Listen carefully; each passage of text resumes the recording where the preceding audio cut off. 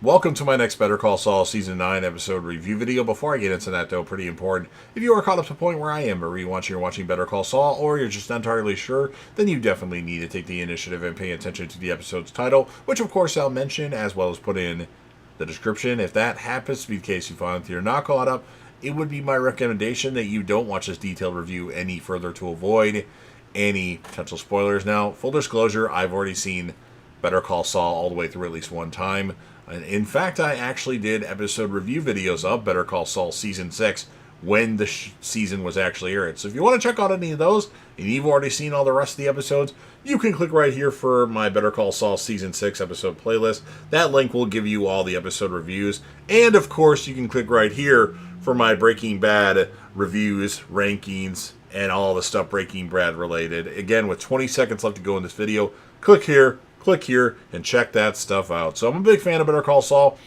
It's definitely one of my favorite shows of all time. Where specifically it ranks, I would be pretty certain that it's in the top 10. Of course, after I'm done with these review videos for all the rest of the episodes, I will probably sit on a specific place, but it's, I would say it's probably number 6. But want to do detailed reviews to let things resonate and give you guys more information on Better Call Saul. So with all that said, this will be Better Call Saul Season 4, Episode 9. The title of this episode is called Wiedersehen, and this will be my review reaction recap after just finishing watching the episode, and I may have mispronounced that. I apologize. My German isn't the best. But we start in Texas with Kim, who's walking on crutches with a protective boot on one leg, goes to City Hall to visit the Department of Building Safety. There she tells the clerk that she may have presented a submission with out-of-date conference room dimensions for Mesa Verde's new Lubbock branch, having brought along updated blueprints. While comparing the two blueprints before them, Kim falsely tells the clerk that she has an 8-month-old child whom she's been raising alone with some help from her brother. After Kim the clerk find that the dimensions on the blueprints are the same, Jimmy, posing as her brother, walks into the room without the baby. He calmly claims that he left Kim's son in the Jeep outside while coming in to ask if a bag of milk seems fresh. Kim panics and rushes out with Jimmy trailing behind, leaving her bags on the counter. As they leave, Jimmy sets the bag of milk on the official blueprint and it begins to leak. When Kim comes back, the clerk shows her that the approved blueprints have been ruined by the milk. As Kim panics, the clerk proposes exchanging the official blueprint with Kim since they already confirmed that they are identical. When retrieving them, Kim instead switches them for a different copy hidden in the same container. The clerk then applies the official stamp on each sheet of the drawing set while Kim watches and smiles. Nacho and Lalo visit the Casa Tranquil nursing home where Hector Salamanca is sitting in the common room in his wheelchair. Lalo addresses Hector, remembering an incident where the two of them burned down a hotel and tortured the proprietor for showing disrespect. Lalo goes on to say that he went back into the hotel as it was burning and retrieved a souvenir that he has kept for years. He presents the souvenir to Hector Salamanca as a gift. It's the brass bell from the hotel's front desk. Lalo secures the bell to the armrest of Hector Salamanca's chair, allowing him to ring it with his limited ability. Then he sends Nacho away so he can speak to Hector in private about some things. That night, Jimmy and Kim eat dinner on their way back to Albuquerque. Jimmy is looking forward to getting his law license reinstated in a week and plans to use the customers from his drop phone business as his new clientele. Jimmy goes on to suggest that he and Kim pull off scams together to get his new clients out of harsh sentences similar to the scheme they undertook to bail out Huel. Kim suggests that they only use their powers for good, helping deserving people and not just criminals. Jimmy points out that they have just scammed the city of Lubbock Lubbock into giving Mesa Verde a larger bank branch, questioning how that fits into Kim's definition of good. When she doesn't reply, Jimmy backs off and agrees to follow her plan. Inside the excavation beneath the laundromat, Warner and Kai place explosive charges into a rock, obstructing their construction. When ready to detonate, Kai discovers that one of the circuits connecting to the charges to the detonator is faulty.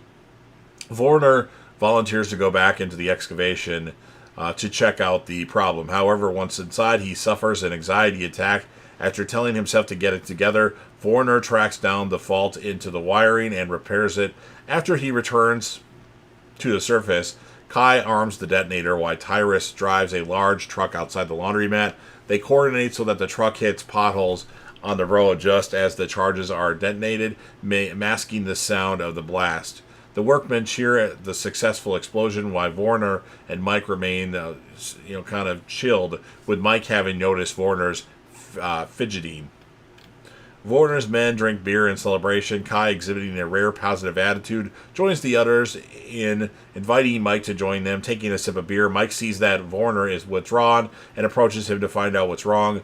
Warner admits that the excavation is taking longer than he expected and that he has begun to feel homesick after spending many months away from his wife in Germany. He wants to go back home for one weekend to allow Kai to temporarily take over supervising the project. Mike urges Warner to push through until the work is done, but he agrees to let him talk to his wife over the phone the following day. Warner seemingly accepts the compromise and leaves Mike to himself. Lyle visits Gus in his office and tells him that two men, one of whom he has recognized from Hector Salamaca's visit the previous year, are in the restaurant Los Porros Hermanos. Gus greets Nacho and Lalo, the latter of whom enthusiastically compliments Gus for his chicken. Lalo is invited back into Gus's office where he thanks Gus on behalf of the Salamaca family for saving Hector's life. He also speculates that Don Hilado, enjoys exploiting the bloodbath between Gus and the Salamacas, implying that he's seeking an alliance against the Don. Gus replies that he is satisfied with the current arrangement and shakes Lalo Salamaca's hand as he leaves. Outside the restaurant, Lalo asks Nacho to drive him to Gus's chicken farm. Jimmy faces a 3-person committee concerning the reinstatement of his law license. One of the panelists, Meg, mentions that Jimmy has received several sales awards from his employers at CC Mobile, unaware that the sales came from his drop phone business. Jimmy claims that he has been humbled by the actions which caused his year-long suspension and promises that nothing like that will ever happen again. When Meg asks that what the law means to him, Jimmy admits that he earned his law degree from a correspondence school, American Samoa, but says that he feels passion when he represents his clients. When Meg asks who most influenced him, Jimmy says it was his correspondence school. The committee proposes to send a letter with their decision in the next few days. Jimmy leaves with the committee meeting, but struggles to decide whether to go back inside with a pitch as he did at Neff Copiers. Instead, Jimmy waits outside the committee room until the stenographer steps out. Jimmy asks her what the panel ended up deciding, but her uneasy composure leads him to realize that he won't be reinstated, and discovers that they left through a different door in the room without seeing him. Jimmy tracks down the committee chairman and asks what he did wrong. The chairman admits that the other members of the committee felt that Jimmy was insincere in his statements, causing them to keep his license suspended for another year. After the chairman leaves, Jimmy throws his briefcase against the wall in anger. Mike enters the industrial trailer outside the warehouse where one of his cohorts has been monitoring the phone call between Warner and his wife. After he ends the call, Warner looks at the security cameras set up around the warehouse. At Swikert and Coakley, Kim is on a conference call with Paige as she prepares gifts for Jimmy, expecting for his law license to have been reinstated. However, upon getting a phone call from Jimmy bearing the bad news, Kim arranges a meeting atop Spiker and Coakley's parking deck. Jimmy drives hurriedly to the meet and upon arriving launches into an enraged tirade about the committee's decision. When Kim asks for a summary of the meeting, she learns that Jimmy did not mention Chuck at all, the victim of the crime that got him suspended, to the committee. When Kim points this out, Jimmy becomes angrier at being expected to feel sympathy for Chuck, claiming he does not think about him nor miss him in the least. The two begin trading recriminations. Jimmy accuses Kim of seeing him as slipping Jimmy, and Kim telling Jimmy that he's shown no appreciation for the countless times she's gotten him out of trouble. When Jimmy tells Kim that she is kicking him when he's down, she replies, "Jimmy, you are always down." Kim walks off and leaves Jimmy alone on the parking deck. Kim sits drinking in her apartment when Jimmy comes in and without saying a word begins packing his clothes. When Kim walks up behind him, Jimmy admits that he messed it all up. Kim asks Jimmy if he still wants to be a lawyer, and when he says he does, she tells him they will start with that. Sometime later, Mike drives up to the warehouse and delivers coffee to his men.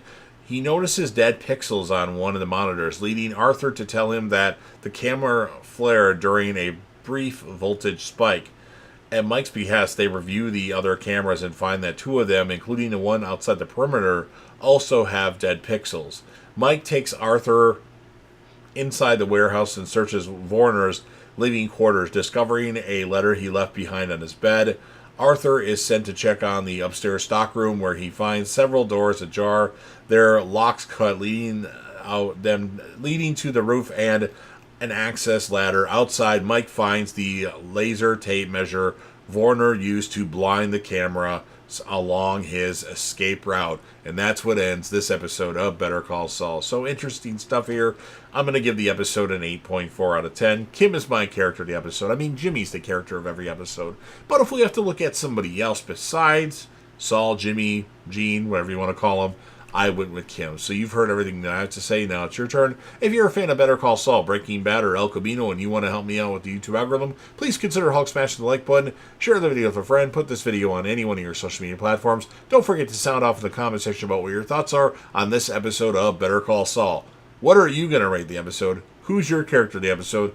Remember to click right here for my Better Call Saul Season 6 episode review videos. If you've already seen all these episodes of Better Call Saul, these were ones I did when the show's airing. My Breaking Bad videos right there. And then last but certainly not least, don't forget to hit that sub button. You're watching the video anyway. Subscribe to the channel, join the team, show your damn support, and be a part of something special. And you never know what you're going to see on JDEV TV.